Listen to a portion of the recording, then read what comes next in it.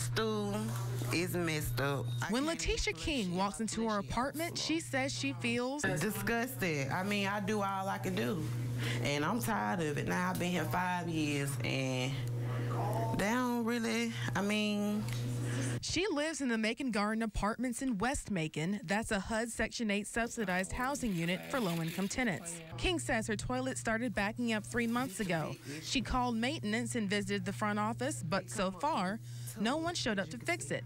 That's when another issue came up. In addition to the problems she's had with her toilet, she says her tub has looked like this for more than a week now.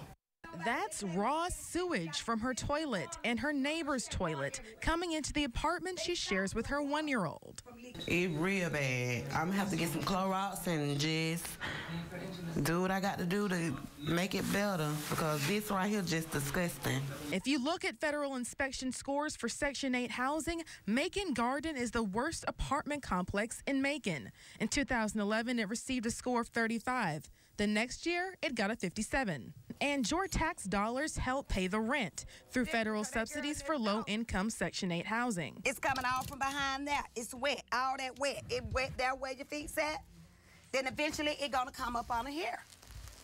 Wanda Watts says her bathroom and closet have been flooded since Monday, so she reported it. Just like in King's case, no one came. She called emergency maintenance Wednesday. I got you everything here because I'm not gonna have this smell with me at night. She says they've promised to fix it, but she doesn't believe that either. They don't do but run my blood pressure up. I didn't have to sleep knowing last night for this here. King says she's thinking of leaving the complex she's called home since 2007. They need to do better about, I don't pay rent. I'm low income. I'm a low income mother. And I feel like we deserve better than this. We deserve better. But she's unsure if things will get better anytime soon. In Macon, Kristen Swilley, 13 WMAZ, Eyewitness News. Kristen stopped by Macon Garden's management office today. They declined to comment. She also called the area office for the Department of Housing and Urban Development, but could not reach anyone. The folks at HUD say they are taking action on the sewage issues in Macon Gardens at a low-income housing unit apartment complex. The Georgia Department of Housing and Urban Development's Regional Public Affairs Officer, Joe Phillips, says after seeing 13 WMAZ stories about the complex, he reached out to property managers at Macon Gardens. Kristen Swilley joins us with more on the conversation she had with Mr. Phillips today. Kristen. Frank Phillips says his agency is working with property managers to correct the sewage problems at Macon Gardens. I spoke with him by phone today. He explained HUD's procedures for re-inspecting complexes that fail inspection. They'll be given a certain amount of time, Kristen, to be able to respond to all of the findings, and then we'll be the ones following up with them to make sure that they do, in fact, bring their scores up to a satisfactory level. He said he would let us know when a HUD inspection is scheduled. We also spoke with Wanda Watts, one of the women you saw in that video. She told us that maintenance workers are at the complex fixing a broken pipe they believe caused the flooding. She too talked to a HUD representative today after she called the complaints hotline. She says the person she spoke to apologized for the inconvenience. During our conversation, Phillips said HUD cares about the people who rely on the agency's services, adding they are doing everything they can to fix the problems. We're always concerned about the conditions that tenants are living under, especially if it's in a multifamily housing unit or in a public housing unit. They're entitled to safe and clean housing conditions. So we take these kind of situations very seriously, and we appreciate you bringing it to our attention. And we're, again, reaching out to the property management ownership folks to make sure that there's a remedy, a timely remedy to this situation on behalf of the tenants that are living there.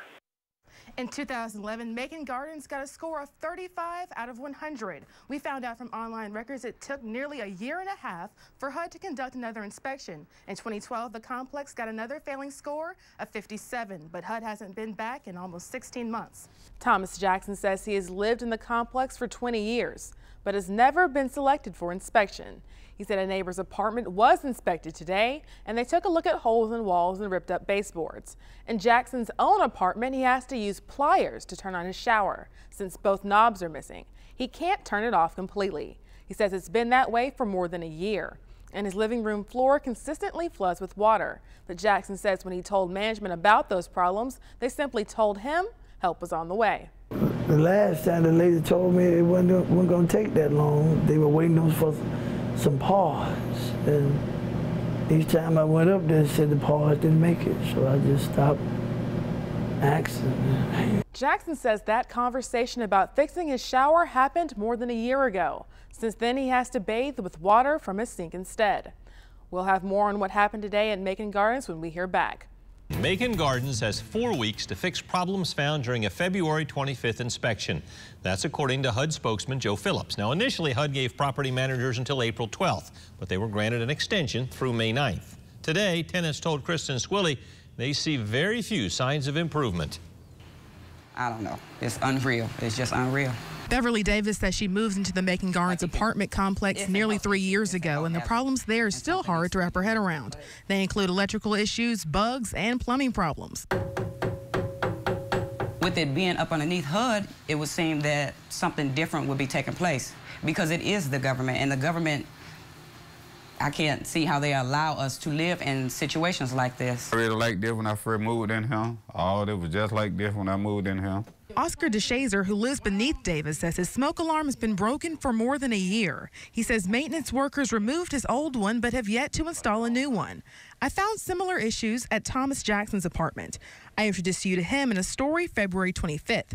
He says after our story aired, some problems were fixed, including flooding, but his main concern, a bathtub he says hasn't worked in nearly a decade, is still in disrepair, even after workers brought supplies to fix it. They said they were going to come back and fix it, but they never did. Before tenants can even get to their units, they have to deal with issues outside. I called property management to ask about a timeline on the repairs, but never got a call back. And all the tenants I spoke to say they share one major concern. That's this drain. It may look dry now, but tenants tell me that when the rain starts to come down, sewage actually pours out, affecting much of the complex. HUD does have a list of the top 20 deficiencies they say make a significant difference in the inspection score. They include many of the problems we've shown you there, namely faulty plumbing, clogged stormwater sewers, damaged doors, leaking faucets, and damaged showers. Phillips says the complex has agreed to fix these things by July 31st. If they don't make those changes, HUD will immediately stop funding the complex. But after failing a November inspection with a 39 out of 100, big changes are just down the road. The failing score means the complex will lose its funding from the Department of Housing and Urban Development. That's what HUD spokeswoman Gloria Shanahan told us. The tenants who receive assistance from HUD will be given vouchers to move to other complexes in Macon. Latia Brewer says based on the maintenance work she's seen, I've been telling them to like my furnace. They won't like my furnace. That isn't surprising. You come fix it, you look at it, you be like, okay, we'll be right back. If you have the part, you'll come back if it's something easy that you can do. If it's something that's hard and you need a part to it, you're not going to come back. So. Brewer, who has lived at the complex since 2010, says she's been dealing with a broken window and tub for years. I have to stand my kids up, put them in, bathe them up real quick, and take them right on out because I don't want them to stay in. She says she's tried to fix these problems herself to no avail, but hopes wherever she goes next, she won't have to. In Macon, Kristen Swilley, 13 WMAZ, Eyewitness News. We left a voicemail with Asbury Snell, managing partner for the group that owns Macon Gardens, this evening. We haven't heard back yet. HUD spokeswoman Gloria Shanahan could not provide an exact timeline on when tenants will receive HUD vouchers to move to other complexes. We spoke to Macon Bid Commissioner Al Tillman, whose district includes Macon Gardens. He says once everyone's received their vouchers from the Department of Housing and Urban Development, it's time to condemn the property. He said he would present the idea to his fellow commissioners and Mayor Robert Rickard. Tillman says condemning the property would simply mean declaring it unlivable, then hopefully rebuilding it from the inside out. In Macon, Kristen Swilley, 13 WMAZ, Eyewitness News.